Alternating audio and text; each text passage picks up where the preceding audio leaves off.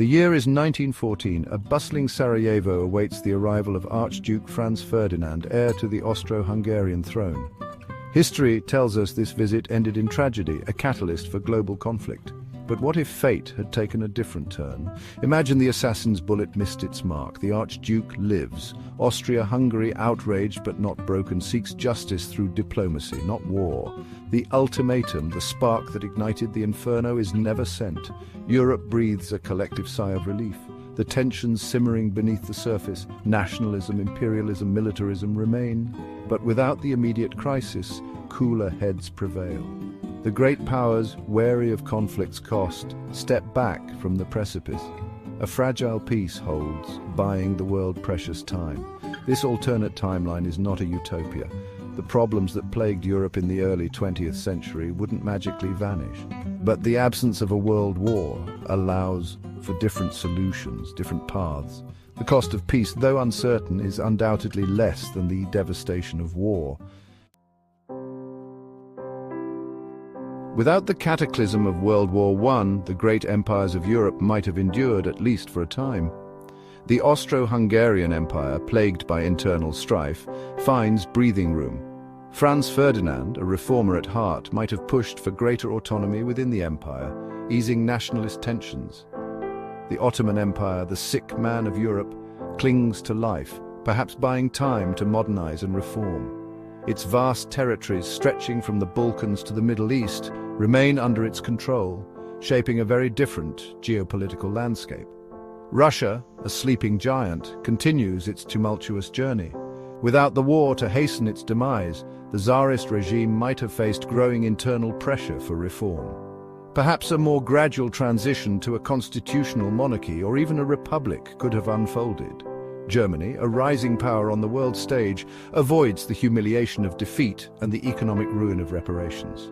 Without the Treaty of Versailles, the seeds of resentment that fueled the rise of extremism are never sown. A different path, marked by economic prosperity and political stability, seems possible. War, for all its horrors, can be a crucible for technological innovation. The urgency of conflict often accelerates advancements in fields like medicine, communication, and weaponry. But in a world at peace, progress takes a different course. Without the battlefield as a testing ground, some technologies might have emerged more slowly. The development of tanks, airplanes, and poison gas, driven by the necessities of war, might have been delayed or even abandoned. However, this slower pace doesn't necessarily mean stagnation. Without the drain on resources and manpower, governments and private institutions could have channeled their efforts into other areas. Perhaps the world would have seen greater strides in renewable energy, sustainable agriculture, or disease prevention. The 20th century, instead of being defined by conflict, might have been remembered as an era of unprecedented scientific and social progress. The fate of Germany hangs heavy in this counterfactual history. Without the bitterness of defeat, the crippling weight of war guilt, and the economic devastation of the Treaty of Versailles, would the path to extremism have been avoided? It's impossible to say for certain. The factors that led to the rise of Nazism were complex and multifaceted. But without the war to serve as a catalyst, perhaps a different Germany could have emerged. Imagine a Germany that invested heavily in education, infrastructure, and social welfare. A Germany that embraced democracy and international cooperation, becoming a leader in science, technology, and the arts.